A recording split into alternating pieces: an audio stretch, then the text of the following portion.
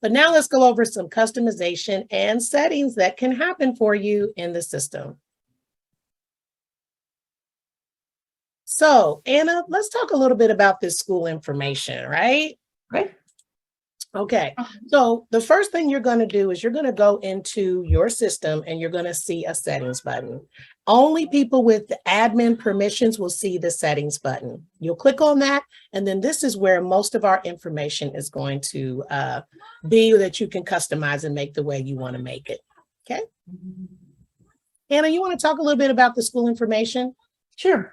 So here you can see it has information about your school address and that kind of thing. Just verify to make sure that's all correct. And then on the right side, you can see right next to your school information is the custom labels.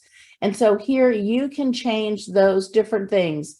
Where the point label is, if you don't want that to say points, let's say if you're the Dolphins and you want it to say the Dolphin Dollars instead of that, you could change that from points. Oh, sorry. And so underneath that is the name of your school store. You could change the name of that. And then the next one down is you can change it from raffles to drawings. We know there are a lot of California schools, they like to change that to drawings. You can change that option there. And then the last thing is that dashboard. When you come in at the very beginning to that home page, if you want to change where it says reward a student, the options there are also acknowledge and recognize. So whatever language you think works best for your school, go ahead and change that there. We will say just don't forget to click that save button down in the bottom right corner. Once you make any changes, click on that save just so it makes any updates in the system, and it'll do that right then. All right. Okay. So the next one is there's that school calendar. So this is a time to sit down with your actual school calendar.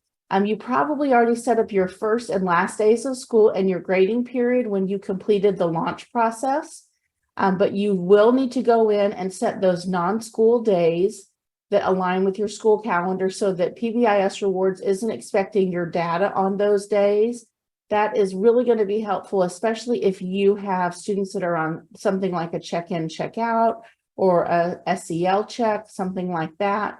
And all you're going to do is mark those days with an X that are non-school days and click that save button. And there it is. There's the save. All right. And then finally, your contact roles, that also was probably completed as you completed the launch process. However, if something changes and you do need to make that change, this is exactly where it is in that school info. You can get right back there and make any changes that you need to just by clicking on that contact roles. Oh, look at all the arrows. Yep, we can make the changes right there. And then I bet it's going to go right to save. You there already know. You got to save it.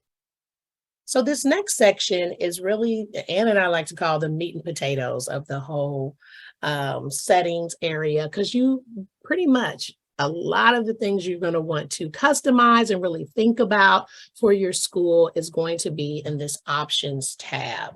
Okay. Lots of different sections, lots of different info. So the first section is the rewarding section. So there's some things to think about as far as customizing the rewarding experience for your staff.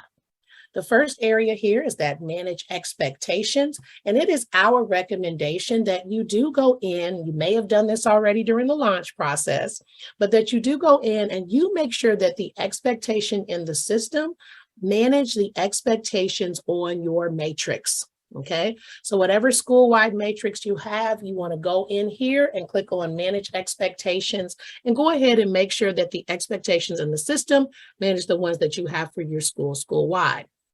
You also are going to have some options as far as if you're going to do any expectations at all, which we say yes. And then also, do you want to have 1 point per expectation or 1, 2, or 3 point option per expectation? It's our recommendation that you do 1 point per expectation. It just takes away that, oh, is this like worthy of a 3 or worthy of a 2? Or those teachers that always give everybody a 3 in the expectation and the other ones that only give people 1s in the expectation. It takes away all of that complication by just having it be 1 point per expectation. So that is our suggestion. Anything else, Anna, that you want to say about those expectations? I would just make sure that once you make that decision, then that's kind of set. Because when you start making changes with that, it really makes changes to your student points and things like that.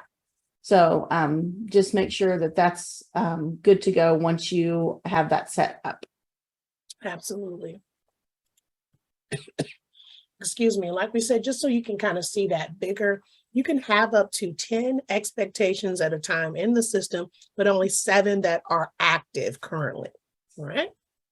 And like Anna said, just making sure that really discussing with your leadership team what those expectations need to be in the system. So once you make that decision, you can keep it set, and then that keeps your data consistent throughout the school year.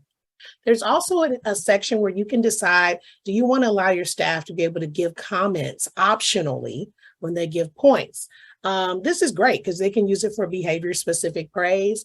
I think it's defaulted as on, isn't it, Anna? Yes. Okay, and so like we said, it's optional for them to put those comments, and the students will be able to see any comments that they were given along with their points in the student app and student web portal. And then their families can also see those comments in the family app. So you have to think about if you want to keep that on, as well as do you want the student balances to be shown? I believe it's defaulted as on. And then also, do you want to be able as admin to kind of adjust balances? So if so, you do want to make sure you turn on the option for admin to be able to adjust balances. So that's all the things in the reward section you may want to be thinking about. Now, the other area that we really want to kind of highlight is the student portal area.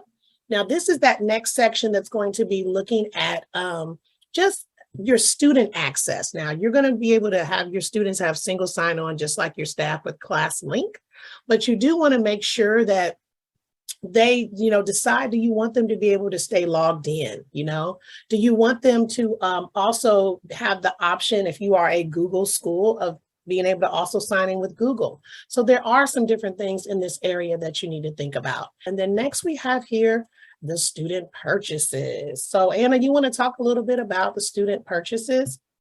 Sure. This is a really nice option, especially if you have students that are a little bit older, can really present a challenge. If we're talking about our youngest students, our maybe kinder through second grade, this might be a challenge, but it's still always an option to turn this on. It is defaulted to off. But once you have that check mark that's there, it does turn it on for all students. And so you can see it has the option for stores, events, and raffles.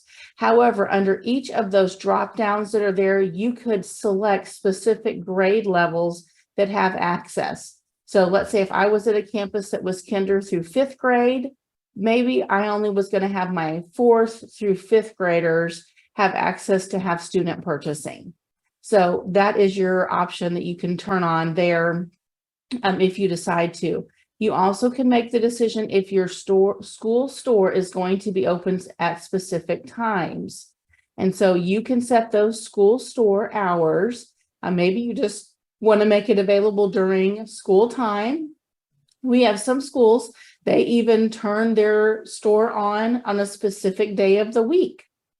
So as an admin, you could come back, let's say if you were going to have it turned on Wednesdays, then you could come here Wednesday morning and turn it on for that whole day. And then at the end of the day, you could come turn it off. Because as soon as you hit that save button, it will automatically go into effect. So it will change those settings for your students and allow them to make those purchases. We will say that students can view those items in the school store and the Teacher My stores at all times. So they can see what the item is and the price. However, they will not have the button that says buy unless you turn on student purchasing. Also, if they can't afford it, the button that says buy will also not appear. So that's nice. You have to have the funds to be able to purchase. So it kind of helps students know there are items that they are available that maybe they just aren't available to them because they just don't have the points yet. So that is a way that the system definitely helps out our students. Also, when students make those purchases, whoever is the owner of that store, whether it's at the school store or the Teacher My Store, they have to approve those purchases and then decide when that purchase is redeemed. When are you actually handing it to that student? So you definitely have a way to control those purchases with students. It isn't as if once they purchase something, you're expected to give it to them right then. You have control over that through the redeeming process and the approval process. So we really have put some things in place to help you facilitate student purchases if you decide to turn that on. And again, you know, what a lot of schools do is just kind of get started usually with their school store and especially younger students, and have their students purchase through their staff members in the beginning. And then as they kind of get their like legs underneath them with PBIS rewards, then they may turn on student purchasing. So don't feel pressure to turn it on immediately. Even if you have older students, it's okay. Your students could even buy those items at lunch. You could set up a station at lunchtime for them to purchase those items that you don't have to turn on student purchasing immediately for them to be able to do that. So there's also a way that you could have a cashier be set up with you, and they could help those students purchase those items. So there are lots of ways to make those decisions with PBIS rewards. You're never really stuck with one way or another. All right, so this next section is just a few different things. The next one is the student dashboard. Now, the student dashboard is basically everything in the system about a particular student. So basically, you would click on students from the main menu, and then you would click on the I next to any student. You would then see this dashboard that has all the information about that student regarding points, all the information regarding check-in, check-out, if it's applicable to them, as well as information about the social emotional learning check-in, if you decide to turn that on in your settings. But it's basically any data in the system about the student you can see on their dashboard. You'll need to decide in this section, who do you want to give access to that dashboard? Do you want it to just be the admin who can see all of that data? Or do you want it to be admin and their homeroom teachers? If so, you would just click homeroom teachers. But most schools we've noticed have decided to do the group owners option. That's the one that would be admin, homeroom teachers, and any teacher that had that student in a class. But you can decide what, accessibility you feel is best for your campus.